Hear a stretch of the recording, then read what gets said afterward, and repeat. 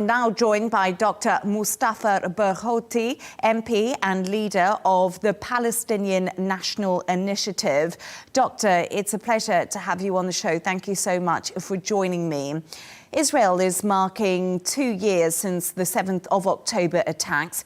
President Trump is pushing hard for Hamas and Israel to end the war. Are we closer to a deal than ever before? And is Trump putting enough pressure on Benjamin Netanyahu right now? No, he's not putting enough pressure on Netanyahu, and he's the only one who can force Netanyahu to stop this terrible genocidal war. Of course, the Palestinian side wants to release the Israeli captives, as you call them, the 48 of them. But everybody talks about the 48 captives. Nobody talks about the 14,000 Palestinian captives, including 400 children. 400 children are kept in Israeli jails. Nobody speaks about the women who are kept in Israeli jails. Nobody speaks about the 3,600 Palestinians who are captives in Israeli jail without even a trial, without legal process, without even knowing why they are in jail. It's called administrative detention. So there is lack of fairness here. And 7th of October was not the cause, was not the beginning. 7th of October was a result of the longest occupation in modern history, the longest displacement of Palestinians. Yes, I don't know why the Israelis are up in arms whenever somebody speaks about the right of return. The right of return is a UN resolution, 194. It was a condition for the recognition of Israel, that all Palestinians who were displaced from their land in 1948 should be allowed to come back. Why any Jewish person anywhere in the world who never put foot in Palestine, whose ancestors for years, thousands of years, never been in Palestine, has the right to come and immediately get citizenship, while the people who lived here 60 years ago or 70 years ago cannot come back? That's the lack of fairness. But about the existing situation, I think we can see a ceasefire. We can see an end of this war. We can see exchange of prisoners, including the release of the Israeli prisoners, if Israel accepts to end the war. The biggest worry today is that people are very worried that Netanyahu, as usual, will undermine this possible agreement. And the people are worried that Netanyahu could go back to war and reactivate his war on Gaza after he receives his 48 captives. Palestinians have lost up till now more than 250,000 people who were killed or injured. That's 11% of the population of Gaza. If that happened in the United States of America, you would be talking about 33 million people either killed or injured. Can you imagine what that means? So I think the fair approach here is to say, yes, Palestinians deserve to be free from occupation. We have to deal with the roots of the problem. We have to end the occupation, the system of apartheid, so that people can have peace on both sides. And when you speak about two-state solution, who is rejecting the two-state solution? It's Israel. Who took a decision in the Israeli parliament to prevent the establishment of a Palestinian state? Israel. Who declares every morning and every evening that he will not allow a Palestinian state? It's Netanyahu. So how can anybody speak about the insincerity that Saudi Arabia is not sincere when it calls for two-state solution, when Netanyahu himself and his Israeli government and his Israeli opposition even oppose any potential for the establishment of a Palestinian state?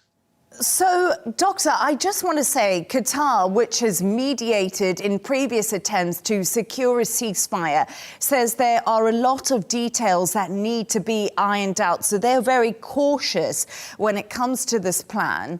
What are the key sticking points for the Palestinians in Trump's peace proposal? And what are those key sticking points that they'll be working on in Sharm el-Sheikh? Many points, but at least I will mention 4 of them. The first one is to make sure that Netanyahu will not bring back the war or reactivate the war once the exchange of prisoners takes place. Second, the Israeli withdrawal from Gaza is not clear. Israel cannot claim that it is leaving Gaza when it wants to keep 5 major strategic points under its control, or when it says that even after the last stage of withdrawal from Gaza, they will keep control of 25% of that little area, which is no more than 140 square miles with 2.2 million people. That is unacceptable. The third point is specifically about the proposed plans from some sides to have foreign government of Gaza or foreign rule of Gaza. That is unacceptable to all Palestinians, not only Hamas, but Hamas, Fatah, Palestinian Authority, everybody. How can anybody imagine that we, the Palestinians who struggled for 100 years against British colonialism and then against Israeli colonialism, will accept to be ruled by a foreign body, especially if that somebody is coming from the side of the British colonial system? But Doctor, I just want to ask one thing. Basically, that 19th point of Trump's peace plan is the one that you're talking about. It discusses governance post-war, which requires the PA, the Palestinian Authority, to reform. And it also says that what this board will do is it will help redevelop Gaza. It will help put a system in place. Is that not what is needed right now for the people to have some kind of stability after 2 years of war? And we've seen how much destruction there is throughout the whole of Gaza. This will take a long time. It needs a lot of money and resources. Yeah, but who destroyed Gaza? Israel. With which weapons Gaza was destroyed? With American weapons. Today, there was a report that the United States of America gave Israel $30 billion of weapons and bombs. Israel threw on Gaza 160,000 tons of explosives. That is 8 times the explosive power of each of the nuclear heads that were used in the Second World War against Hiroshima and Nagasaki. That is, just imagine, 76 kilograms of explosives for each man, woman, and child. I think Israel must be forced to pay compensation for the damage they have created in Gaza, for the damage and destruction of civilians' lives. About reform, what does it mean, reform? Does reform mean that there will be democratic reform so that Palestinians will have a democratic government with no corruption and a democratic government with separation of powers and free democratic elections? That is a very much welcomed reform. Actually, that's what Palestinians are calling for, since we didn't have elections in 20 years. But if the reform means that Palestinian Authority must become a security sub-agent for Israel and continue to be under Israeli occupation and accept that, then that is not acceptable. One has to clarify what reform means. And third, nobody should condition Palestinian freedom and the right of self-determination with any measures. This is a right, and it should be respected. If Israel has a state, why Palestinians can't have a state? If each country in the world has the right to have self-determination, why Palestinians are denied this right, and why this right should be conditioned? If people speak about violence, it's very easy. We could have not a single act of violence if the occupation ends.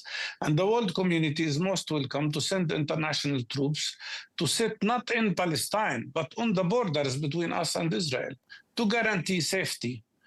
And Doctor, I guess the argument will be Hamas needs to disarm to guarantee safety, and that is what Israel would say in this conversation. But I just want to mention one thing before I let you go. Benjamin Netanyahu has the backing of the US to finish the job inside Gaza if Hamas doesn't accept this deal and come to some sort of agreement. Right now, how dangerous is that? What state are the Palestinian people in, thinking that this war could just continue? Yes, but listen, it's dangerous for sure. Netanyahu will never be able to finish any job. He has had, the Americans gave him 2 years and he couldn't finish the job. And I don't think he can finish any job. But the question here, when you speak about disarming Palestinians, fine. Will we have also disarmament of Israel at least for 10 kilometers on the borders so that we can also feel safe? Who has the largest army in the Middle East? Israel. Who has 200 nuclear heads? Israel. Who has the most powerful machine that has been destroying Gaza around the clock? Israel. So why you don't speak about also disarming Israel, at least in a certain buffer zone near Gaza, and getting the Israeli army out of the West Bank so that Palestinians don't need any arms? I think there has to be fairness here. And fairness means being equal to both sides and accepting the needs of both sides. If you want security for Israel, we have to have security for Palestinians. And eventually, I don't want to take much of your time, but one last word.